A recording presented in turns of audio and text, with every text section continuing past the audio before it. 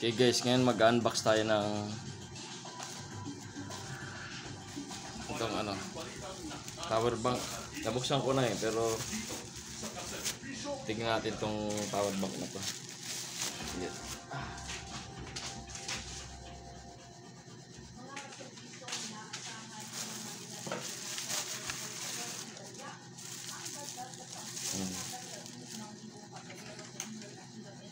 Tilex to guys, Tilex na power bank. Kamukha ng power bank ko na malaki din. Kaya binili ko kasi bukod sa mura siya, parang kulang-kulang 400 lang to eh. Kasama yung voucher niya. Tapos ayan siya. Okay, Tilex na brand. Trusted ko na to guys eh, itong Tilex na to. Kung napanood nyo yung mga ibang vlog ko, Tilex yung brand ng power station. Kaya ito. So, ang capacity niya is 20,000. So, sa weight niya mabigat guys. Okay. XP 201 ang model niya. So, tingnan natin.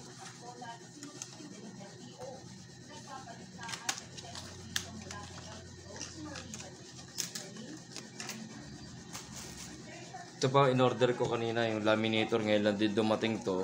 Kasama siyang film. Okay, pero hindi ko pa natetest. Mamaya ko yung itetest. Ito muna kasi halos sabay silang dumating eh. Ito muna yung power bank. Okay.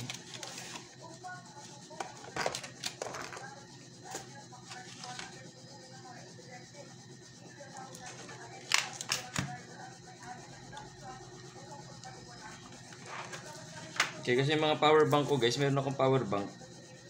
Kaso, ginagamit ng mga anak ko. So, nawawalan ako ng power bank. So, kailangan ko ng isang power bank na hindi kasing laki ng power station ko. So, kasya lang dito sa bag ko. Ayan. So, okay siya. Okay. Ito yung tsura niya guys. So, kasama siyang Type-C cable. Okay. On natin. Tapos meron na rin siyang built-in pang iPhone, Type-C, Android, tsaka hindi ko alam kung para saan yan. Medyo delicate to pagka baka maputol, pero hindi naman siguro kasi Tilex to eh.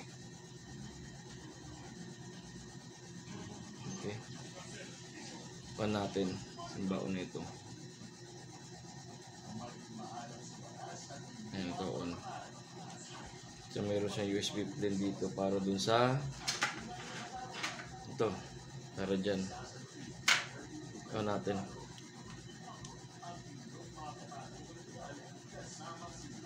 %, 50, 75, tsaka 100. So, nasan siya ngayon? So, I think, baka siguro 100% to. Siguro pagka nalulubat siya, nagiging 75%, nagiging 50%, hanggang 20, hanggang sa 0. Okay, ngayon, ano gagawin natin? I-charge natin. Mabigat siya, oh. Okay.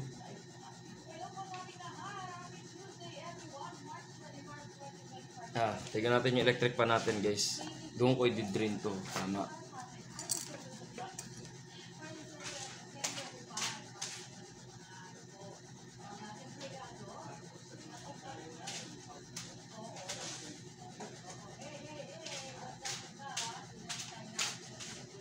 Okay. So guys, yung electric pan ko na ginagamit ko for camping kasi nga kailangan ko ng power bank dahil sa camping. So, para yan guys off yan, off. Okay. Ito yung USB cable niya. Ito yung USB cable niya. Converter to na 5 volts to 8.4. Tingnan natin.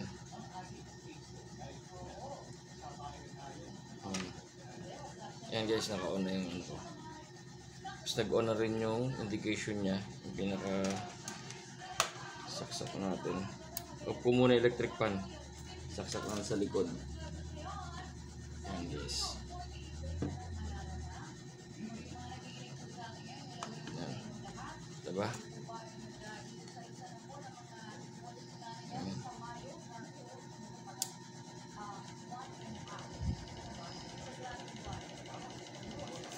Okay. Napapaikot yung electric fan ko na yan.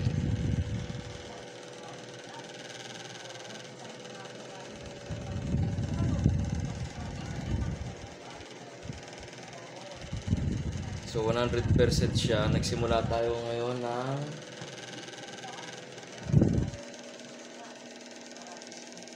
ayan, 105 na tanghali. Okay, so gagamitin ko to.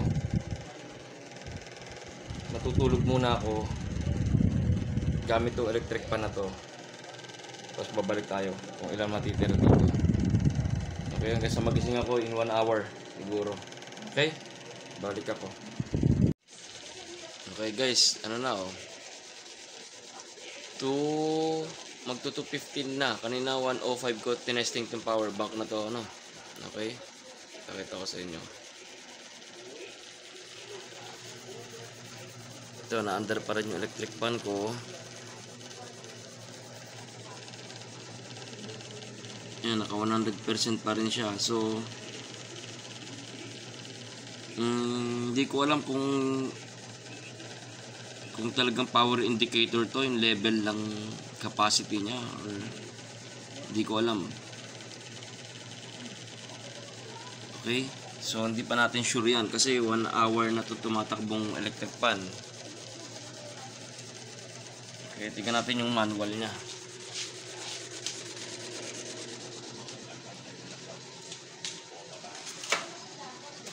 Ano naman to eh.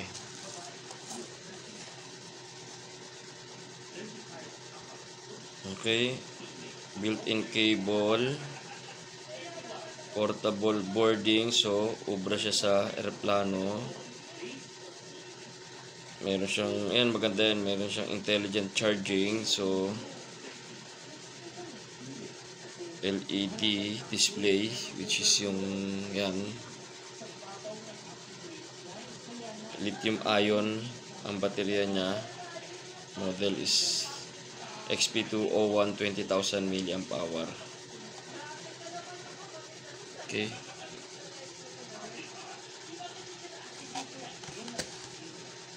super fast charging. Okay, turbo power engine, Tilex brand sa likod.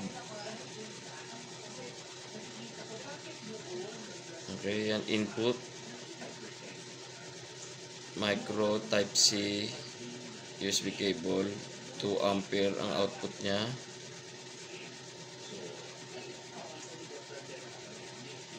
Okay, yan lang siya. Okay, wala siyang manual na kasama. So hindi ko alam kung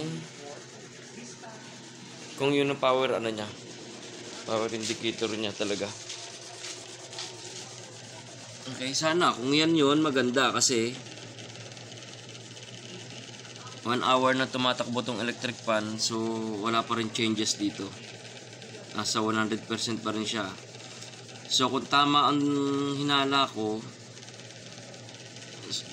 mawawala tong 100 kung around 75% na rin siya. Okay, ganun din, mawawala yung 75 pag around 50 plus na lang siya, ganyan. Okay, so on and so forth dyan, kung tama. Okay, so ngayon wala pa tayong idea. So aabangan ko yung pagbaba nito, no, kasi kailangan kong malaman yung ano niya, capacity niya. Okay,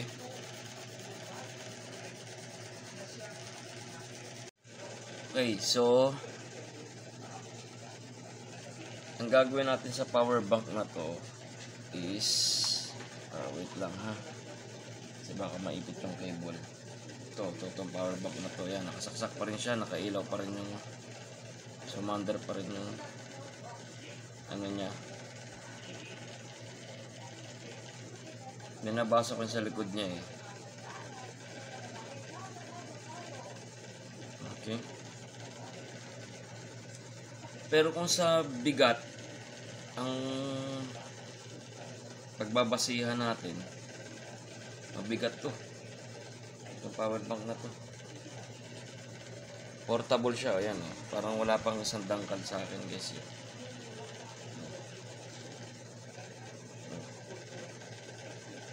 Tapos ganyang kakapal. So, kung baterya niya is pag ganito, malamang dalawa. So, kung paiga naman, so hindi ko alam. Ayoko naman i-tear down to, no? Kasi bago pa, mawawala yung warranty natin. Nabuvoid natin yung warranty. In case may warranty, kasi online to binili. Okay? So ayan, oh. 100% pa rin. Yan, 100%, 75, 20, 25. 50 pala to. 20 pala pag nasa reflection. So, gagawin ko, bi-burn test natin to. So, hindi ako magcha-charge sa outlet muna. Ito lang muna gagamitin ko. Yan, naka 1 hour ng electric fan. Malakas ang electric fan, guys, kasi motor yan eh.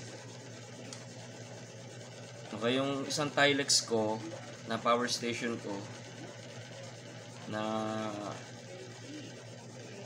240,000 yata yun, hindi ko alam. Ginamit ko itong electric fan, overnight siya. Ginamit ko yung power bank ng patanghali, mga 11 o'clock ng tanghali hanggang mag 7 o'clock. Pero hindi lang motor ang hindi lang electric pa na nakasaksak doon, may mga cellphones lahat, etc. So ganun siya katagal. So ito hindi ko alam. So basically hindi siya abot kasi kung 20,000 lang to, 240 yun. Siyempre malayo. So ang gusto kong malaman dito is yung okay, sa 1 hour kaya niyang patakbuhin, good na sa akin yun, no? Or 2 hours, titignan ko, hindi ko alam. 2 hours, 3 hours, siguro pwede na yan. Good na sa akin. Pero importante kasi ito, binili ko to kasi para personal ko. Para personal ko na power bank na nakalagay lang sa bag ko, na kayang i-charge yung phone ko, kasi yung phone ko is 5,000 milliamp hour yung battery capacity niya. So basically parang 80% pang ang health ng battery ng cellphone ko. So kung meron akong 20,000, yung legit siya, kaya ang charge yung cellphone ko ng 3 times to, sabihin natin 4 times, or kahit 3 times na lang okay na yun eh. Which is good. Diba? Hindi ko kailangan magdala ng malaking power station. Ito lang. Ayan lang. Ayan lang ko. Kung matcha-charge yung cellphone ko 3 times to 4 times, good deal na sa akin yun. Sa presyo niya, ang presyo niya is nakuha ko lang siya ng 359. Okay? Sabihin lang more or less 400 kasama shipping, pero dahil may voucher, okay, kuha ko siya ng 359.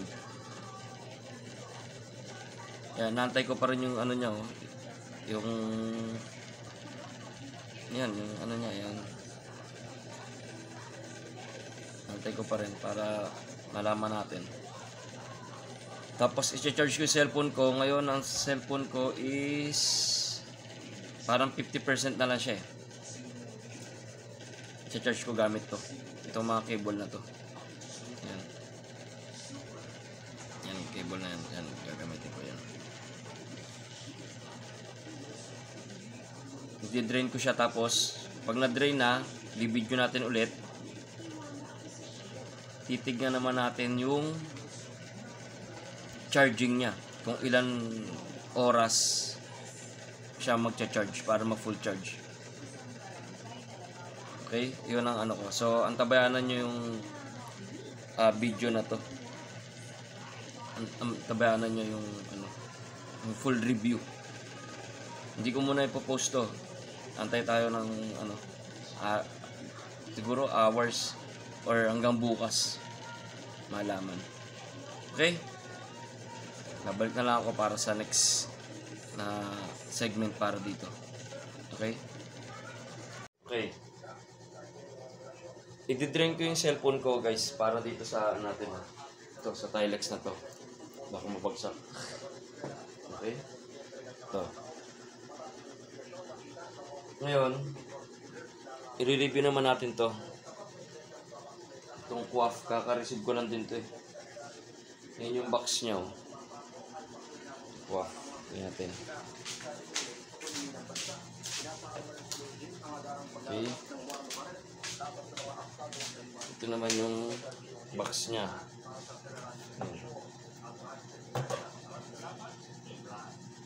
Quaff. Okay, ito naman re-review natin. Okay, ikot ko yung camera. Ayan guys, ito yung Quaff. Saksak natin. Okay, di abot. Ayan. Natin. Ayan. Ito guys, meron tong hot and cold lamination, no? So, magla-laminate tayo ng pera.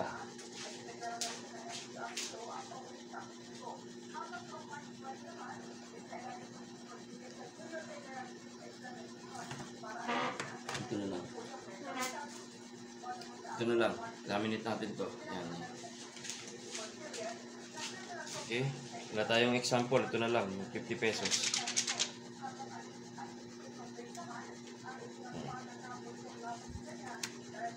Ulit. Yan o. Okay ko rito. On na natin muna. Hot. Yan. Yan. Nanginginig na. Okay. Sa Quaff na yan guys, may free na siyang yan, ito. Laminating film. Okay. Tingnan natin yan guys kung hanggang ilan.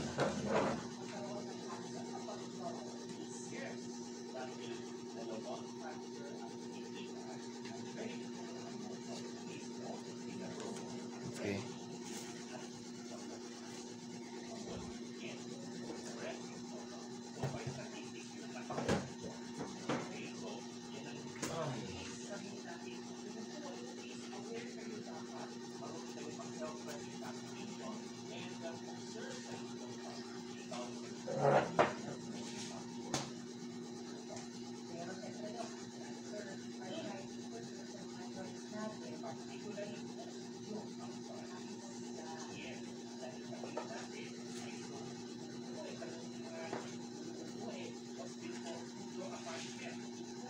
Tingnan natin to. Ito alam ko mag-green na to pagka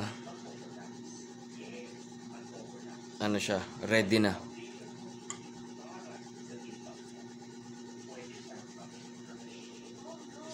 So hindi ko pa tapos basahin yung manual niyan.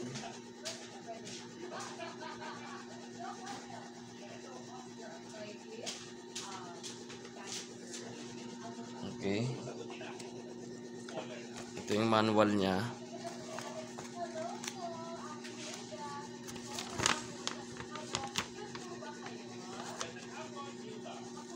Drag the machine, fold gold for hot laminating, select hot settings. Ayan guys, nag-green na siya, no? Ngayon,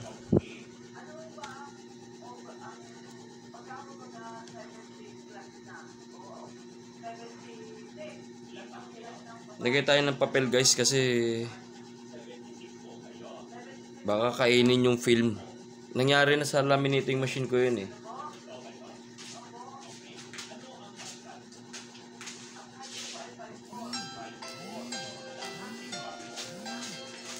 Nag-alarm na naman ang aking cellphone.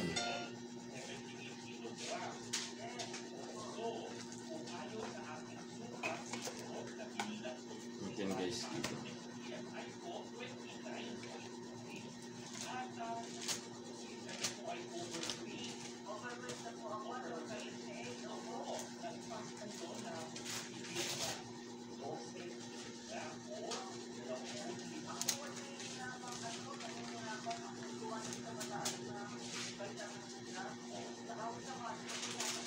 So guys, lalagyan ko ng papel para lang iwas kasi kinakain minsan yung buong film. Nangyari na sa akin yan. So, ang nangyari, nasira yung laminating ko. Kasi kinain niya na yung plastic, umikot na dun sa roller niya. Ayan, punitin ko na lang to. Okay?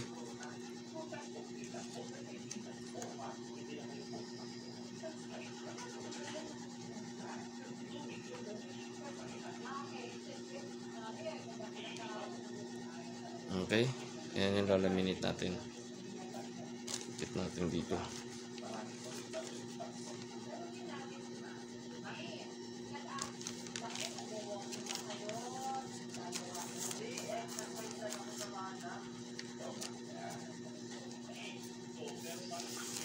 Okay, natin.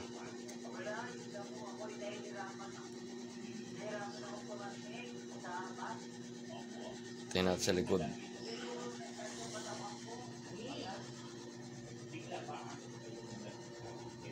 Ayan, lumabas na.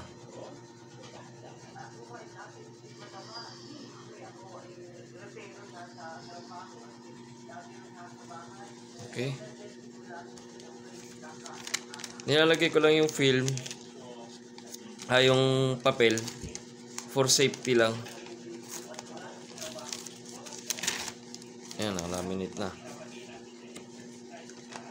Okay, ayan, nalaminate na siya. So isa pa, laminate pa natin isa.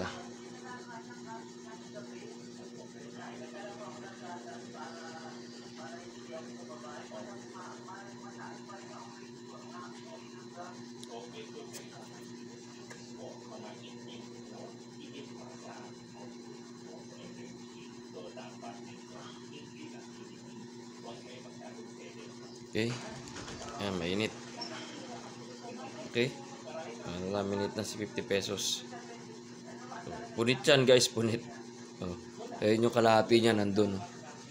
Ayun, kalahati. Okay. Design na to sa wallet.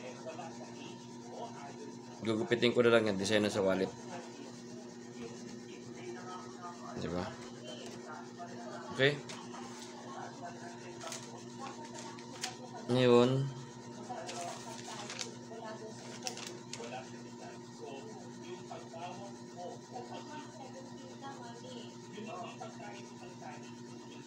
yan. Off na natin to. Ito laminating matin to. Machine, hindi matching. Okay, off. Siyempre, hugutin.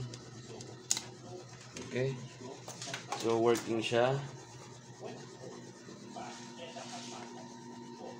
Ito, dito tayo magpo-focus guys. Ito may plastic pa. Ikala ko wala. May plastic pa siya. Ayan, 100% pa rin siya. Wala may ibang display, no? Hindi ako nakikita rito eh. Okay. So, baka 50% ng cellphone natin, charge natin tong Tilex na to. Yung cellphone natin sa Tilex na to. So, babalik ako. Okay? Para sa continuation ng video na to. Di-drain natin to. Ubusin natin to, burn test natin. Hanggang sa charging state niya, o ganun din gagawin natin. Okay? Okay. Okay guys, update lang sa power bank. Okay? Itong Tilex na to, Tilex. Okay, Tilex. Ayan. Chinarge ko yung cellphone ko kahapon. Na full charge niya, pero 50% lang yung cellphone ko. Tapos na full charge niya. Tapos kagabi ulit, 48%. Tapos hanggang nag 100% ulit. Ito pa rin siya. Hindi ko pa rin siya china-charge. Okay? Pakita ko sa inyo ha. Okay. Ito. On ko lang. Yan. Yan pa rin siya. Hindi pa rin nawawala. So hindi ko nga alam kung indicator talaga yan o sadyang nandiyan lang. Hindi ko alam. So kaya gusto ko siyang i-drain. Okay? Pero okay naman yung bigat niya eh. Ngayon is yan o. Magna 9 o'clock. Okay? Tapos sasaksak ulit yung ito natin. Itong electric pan. Yan. Okay, yung wire niya USB. Ito. Okay, sasaksak ulit yan.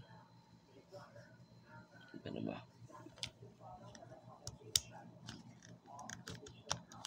Ayan. Okay, nakapula na siya. Maandar na electric pan. Ano ko lang. Ayan. Lakas ko ng konti. Yun pa rin siya, no? Yung indicator niya. So, matutulog muna ulit ako. Okay? Tapos babalik tayo ng after 1 hour. Hindi ko pa china-charge to, yung Tilex na to. Wala pang charging to. Ano to, out of the box, ginamit ko na siya. Kumbaga na 50% yung baterya ko. Ibig sabihin, parang nakisang full charge na yung cellphone ko. Na 1 hour natin kahapon to. Ngayon ulit, 1 hour ulit itong electric pan. Tingnan natin kung titigil. So parang hindi naman straight na 2 days, no? O 1 day na straight, hindi naman. Pero at least reliable siya as power bank. Hindi yung parang 1-2 hours lang wala na kagad yung charge niya, discharge na kagad. So 1 o'clock ng hapon, 1:15 o kahapon hanggang 1 o'clock today, 1 day na siya na hindi ko china-charge pero nagagamit. Pero hindi ko lang din alam yung percentage ng battery capacity niya as of today kasi wala eh. Wala talaga. Hindi naman nawawala yung numbers eh. Okay, so 1 hour idlip muna ako. Gagamitin ko itong electric pan ko. Tapos tignan natin itong power bank kung anong mangyayari. Okay?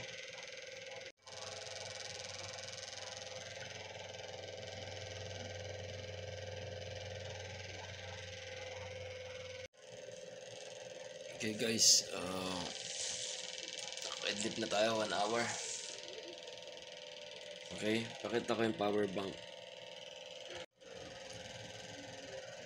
Ano guys siya. So nawala na yung 100% niya. So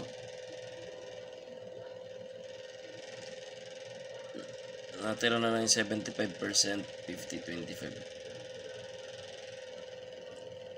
Okay, so umikot pa rin yung electric pa natin. Posting natin yung oras. Okay, 10 o'clock. Okay. So indicator niya nga to.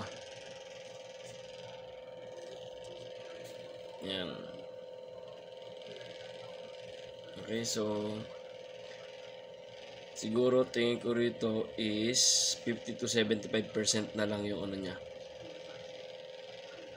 Yung laman ng baterya. Okay.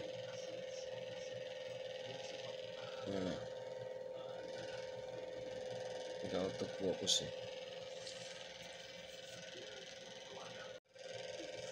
So far, okay naman tong power bank na to. Okay siya. Ayan o. Tibay-tibay, makunat. Kumbaga. Tsaka napansin ko rito sa pag-charge, mabilis siya mag-charge ng cellphone. Parang 1 to 2 minutes, may 1% na kagad ng dadagdag sa baterya. Yun ang napansin ko kagabi, nag-charge ako sa kanya. Okay, so ganun pa rin. So isang araw na natin siya ginagamit, hindi naman continuous, no? Pero at least hindi ko pa siya kina-charge. So, yung cellphone ko mamaya, dito ko rin ulit i-charge. Hanggang maubos natin tong ano niya. Siguro hanggang 25%. Pag lumabas na yung 25% na to, ayan. Pag lumabas sa 25%, doon ikakarga ko na siya. Ayoko naman sobrang i-drain yung baterya kasi baka masira. Kasi hindi rin good sa baterya yun eh. So, antabayan na natin. Tapos susunod natin na gagawin dyan is yung kahit siguro ngayon i-charge ko na lang siya ngayon. Tingnan natin kung 10 o'clock ng umaga, tingnan natin kung kailan babalik siya hanggang 100%. Okay? Yan ang next natin. I-charge ko ngayon siya. Okay, sige, babalik ako. Okay, dito natin siya i-charge. Ito, reliable din tong charger ko na to, yung USB charger na to. Okay, 1 ampere din siya. Minsan din ako ginagamit na charger. Ito is sa lumang cellphone to, pero good charger to eh. Yan, so may phone no. Okay, ang output niya is 1 ampere. So, okay na yung 1 ampere. Ayoko gamit ng ng mataas na charger. Ito 1 ampere din to eh.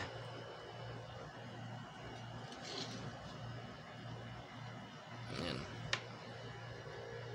7 ampere max kasi 7 yata o 7 yung basta 1.5 yata isa, hindi ko alam. Anyway, dyan natin i-charge yung gagamitin type C. Halos pareho naman to eh. Ito yung galing sa kanya. Okay, maikli din, makapal din yung wire. So, mas mahaba lang ng konti. Sige, ito gamitin natin. Para medyo mahaba ng konti. Okay. Yan, kabit natin.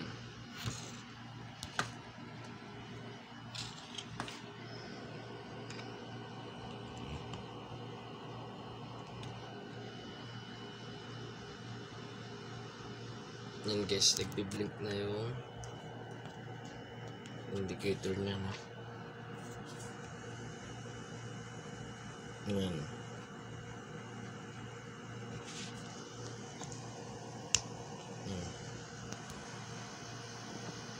Okay, time check. Ayan, 10:10. Okay, tingnan natin kung ilang oras niya mapupuno to. Babantayan natin yan. Okay. Okay, magte-12 o'clock na. Okay. Ang nagbibig na ngayon is yung 100. Okay, yung iniwan natin ng mga 10:10. Ang nagbiblink is yung 75. Ngayon is yung 100 na. So, tignan natin kung anong oras. Okay, mga 12:30, check natin. Okay guys. Yan, nagbi-blink pa rin yung 100. Okay. Tapos ang oras na is 1:20 PM. So, sinimulan natin siyang i-charge nasa 75% na yan. So, sabi ko nga baka yung battery niya is between 50 to 75%. Around 10:10 ng umaga. Ngayon, 1:20 na. Okay? Nagbiblink pa rin yung 100. Ibig sabihin, hindi pa rin siya tapos. So, okay? Okay guys, ito pa isa kong Tilex. No?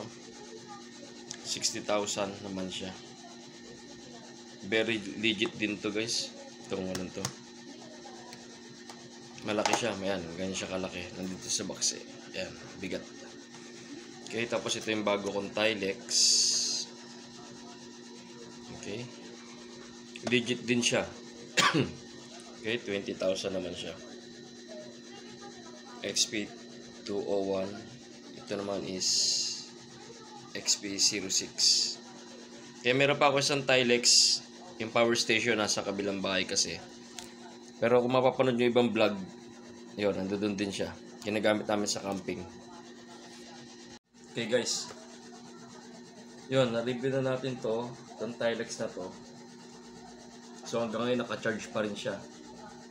So 10, 11, 12, 1. 3 hours na siya naka-charge, hindi pa siya full charge. So consider na natin na legit. Tsaka tiwala ako dito sa brand na to eh. Yan, sa Tilex na to. Tiwala ako dito kasi nga ito yung una kong binili. So yung Tilex na yan. Yan yung una kong binili. Maganda to, panalo to. Para lang meron kayong ano, idea kung ano itsura nito. Ito siya guys. Okay. Yan. Ito, mataas yung wattage nitong kulay pula na to. Na normally sa itong 5 USB na to, hindi namin na-charge yung Nintendo Switch. Okay, pero dito na-charge ito sa pula na to. Okay. Heavy din to. Panalo to guys. Okay, tapos yung ito nga, itong Tilex na tong isa. Ano, Tilex. Okay. Disclaimer lang guys, hindi ako sponsored ng Tilex ha. Hindi ako ni-sponsor ng Tilex, pero baka naman. Hindi, pero hindi ako sponsored ng Tilex. Bini-breakdown ko lang yung Tilex kasi para sa akin din naman kung legit siya o hindi. Pero pangatlo ko na to, yung sa power station ito, sunod tong malaki, tsaka to, pangatlo. Maganda siya guys, nakita nyo naman. Nagamit ko. Hanggang ngayon 3 hours na nakasaksak pa rin, nagcha-charge. So, tapos sa electric fan sa motor, ng electric fan 2 hours siya, hindi siya umabot ng 50%, nasa 75% lang. Plus na-charge yung cellphone ko kahapon, tsaka kagabi. Yun pa din siya. So, considered legit yun. Okay? So, hanggang dito na lang. So, sana may nakuha kayo. Ito, Tilex XP201. Okay, yan yung brand name tsaka model. Okay, bili na kayo guys bago mawala sa market. Bago mag-phase out yan, bago palitan ni Tilex. At least ito, nakukuha mo na to around 400 or less lang. Okay, pang personal, pang lakad-lakad, okay to. Okay? Ganito na lang guys. Tayo yung susunod na mga i-review natin na mga power banks kasi may ako mag-camping. So, kailangan ng power banks. Okay? So, sana nagustuhan nyo. Tilex. Okay? Tilex na brand din. Ito. Very legit. Makunat, guys. Okay? Please like and share na lang. I-share nyo sa mga kaibigan nyo para magkaroon sila ng idea kung anong mga legit na power banks na nasa market ngayon. Okay? Tested na natin to. Okay? Peace out.